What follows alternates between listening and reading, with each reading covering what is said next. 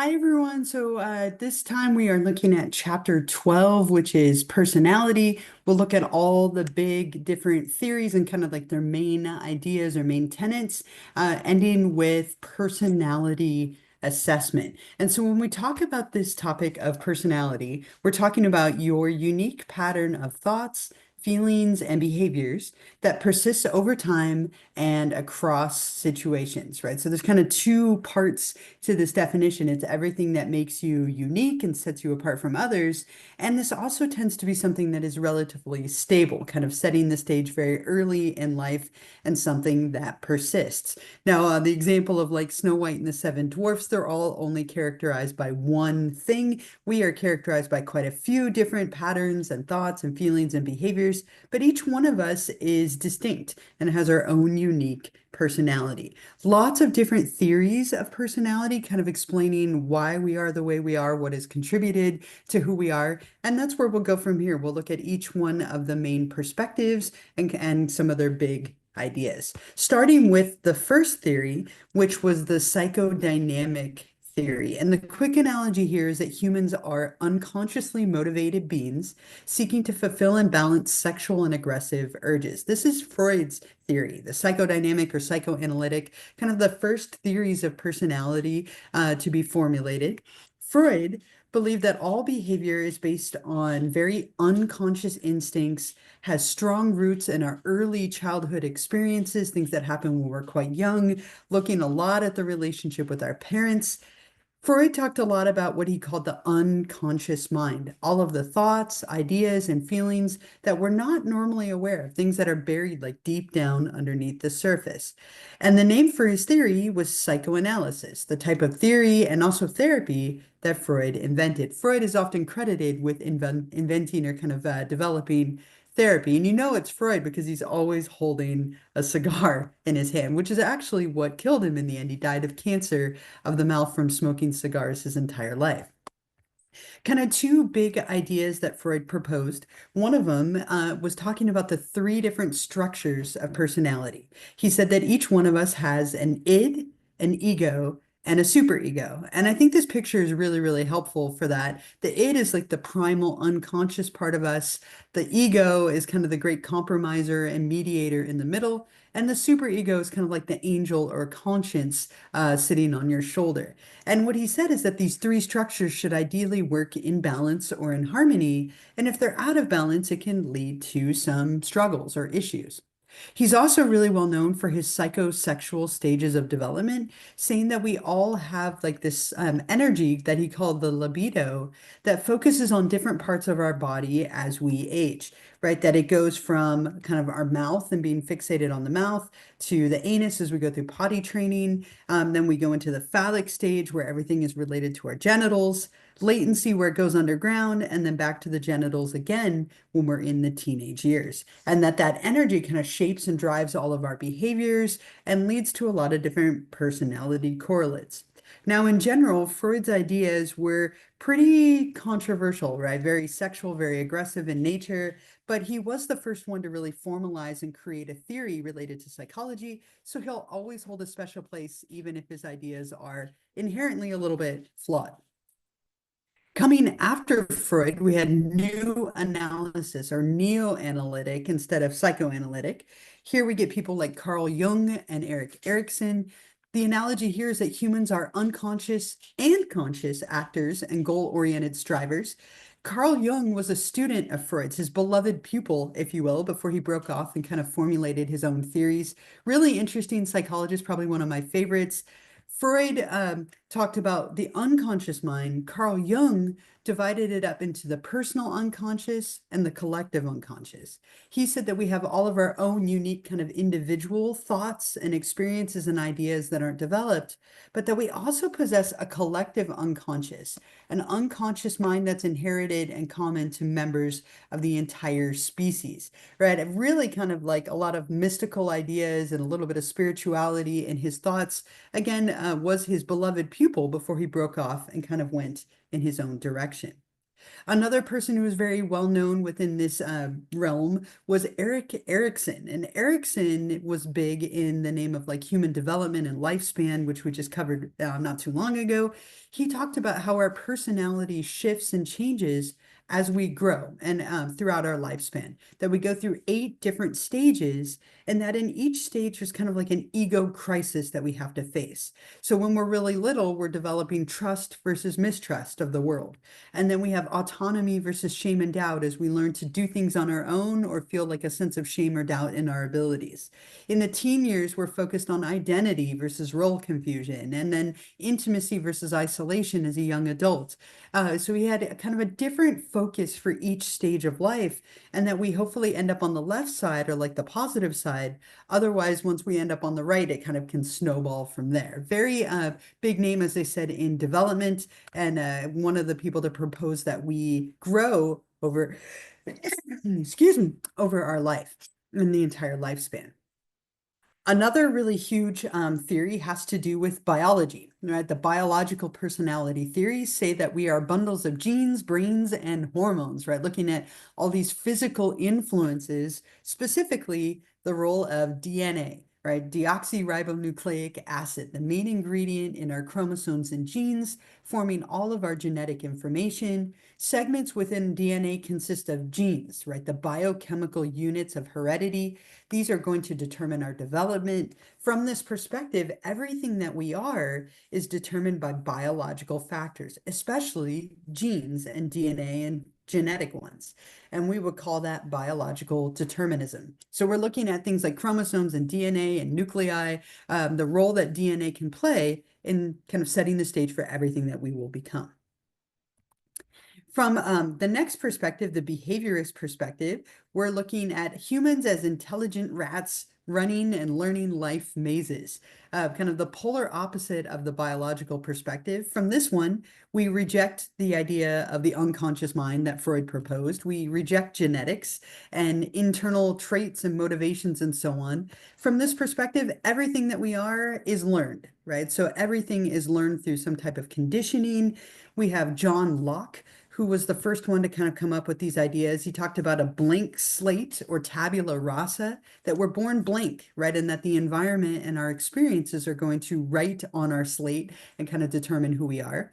We had talked about Pavlov and Watson and Skinner in previous chapter. And so all of them looked at classical conditioning and operant conditioning. How do we learn associations which become part of who we are? And how are we rewarded or punished for our behaviors, which then shapes our personality? So everything in this perspective, we learn it, right? Everything is learned through conditioning, either classically or operantly, or even through learning by observation.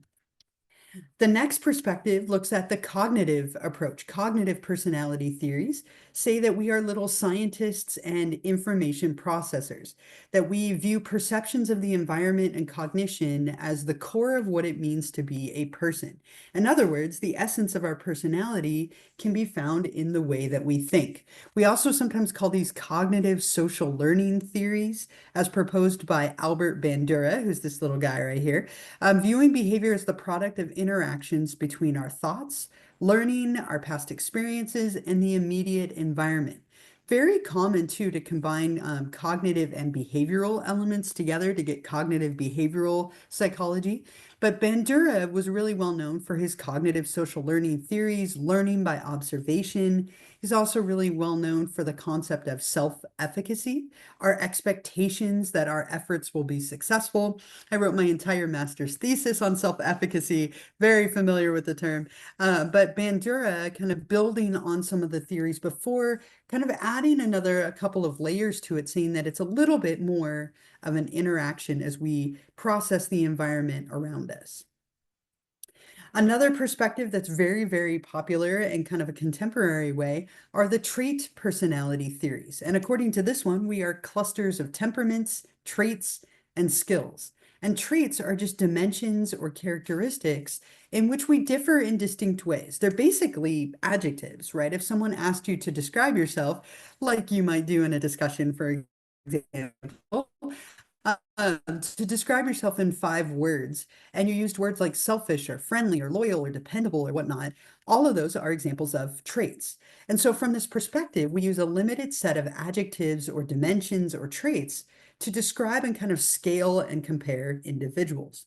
And one of the biggest theories within this branch is something called the Big Five personality traits, which are thought to be really central to describing personality. And those 5 are conscientiousness, agreeableness, neuroticism, openness to experience, and extroversion. 5 different ones that we sometimes use the acronym of CANOE to help us remember them. But each one of these traits has different dimensions to it, right? So you can be on one end or the other, kind of giving us a little bit more depth. But we can evaluate every single person based on these different traits or adjectives and then rank them and make direct comparisons. A very like concrete and very like empirically based form of a personality theory. Another one, kind of in direct contrast to that, are the humanistic and existentialist theories of personality.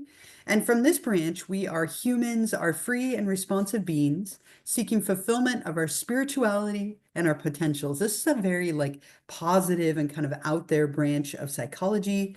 Humanistic psychology really looks at the fundamental goodness of people, that we are essentially good people that are striving toward higher levels of functioning. And 2 really big people here were Abraham Maslow and Carl Rogers. We talked about Maslow previously and his hierarchy of needs. So hopefully this little pyramid looks familiar. But according to Maslow, our whole goal of our personality in life is to fulfill our potential, to become self-actualized. And Carl Rogers, who's a really big name in therapy from the humanistic perspective, talked about the main driving force for us is to become a fully functioning person, to be someone whose self-concept resembles your inborn capacities or potentials. And that a really big part of whether or not we're ever able to do that comes from, did we get unconditional positive regard? And unconditional positive regard is typically something that you would get from a parent, right? Where you're accepted and loved regardless of everything that you do or don't do. And Rogers would argue that that is a really key part to becoming a fully functioning person, and that people who don't get that as a child might not ever fully realize their potential. So again, all about like meaning, potential, fundamental goodness, and a little bit of spirituality. One last perspective here. Oops, sorry, I hit that twice. One last perspective is the person situation personality theories. According to this one, humans are an ongoing dialogue between the self and the environment. So it looks at how do different social situations impact behaviors? How can different people and the power of the situation kind of impact the way that we might act or not act? So we look a lot at the power of the situation that we're currently in. It's got a lot of like social psychology elements to it, saying that personality can sometimes be a poor predictor of behavior because sometimes the situation might be so strong and so powerful that it could override like our natural tendencies. And you see this a lot in some of the very famous social psychology experiments where the situational forces were so strong that people acted in ways that were maybe very uncharacteristic of how they would normally be. This perspective also looks a lot at the lifespan. Because we don't stop growing or changing and responding to the environment, it becomes important then to study people's changes over time. So looking at the thought that we don't stop growing at any point, but we continue to develop and grow and change over the course of the lifespan.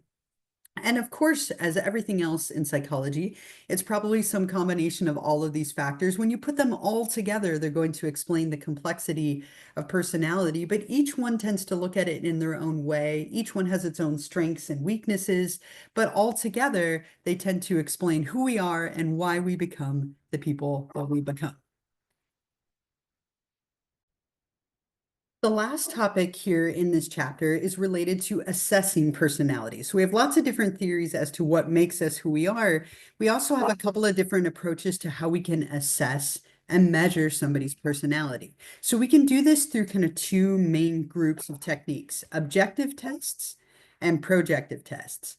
Objective tests of personality are things like the Minnesota multiphasic personality inventory, the MMPI-2, right? And these are things like written tests. Like this one, for example, has 567 questions on it. You answer true, false, or cannot say to each one of them. And then it's going to give you kind of this printout that gives you an evaluation of different scales of where you fall on your personality. Very, very commonly used. They tend to be better in like standardization and reliability and validity and those things that we talked about in a previous chapter. But much more fun and sometimes used as kind of like a side note are the projective tests. And that's what you see here in these images. The Rorschach ink blot test is a very commonly used projective test where a person is going to look at these images and they share with you everything that they see, right? Do you see two bears high-fiving, or do you see like a mask or like a pelvic bone? Like, what do you see in these images? And we see strong correlations with intelligence. We look for themes to emerge where people bring up like a certain theme consistently, which could be symbolically meaningful. And this can sometimes reveal some information about a person's personality.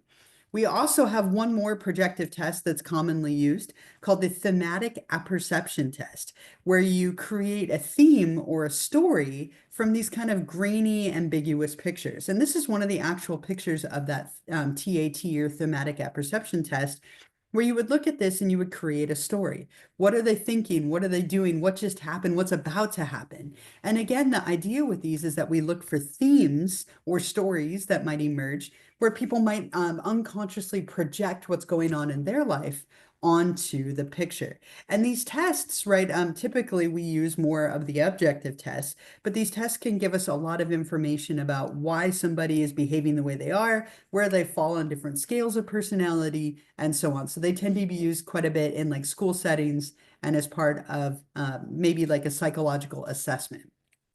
So that is everything for chapter 12. Don't forget to read through the chapter in the textbook as always. Don't forget to also read through the lecture that I created for you. Click on all the links, explore all the videos and all that kind of stuff. And I'll see you for our next one, which will be on chapter 13.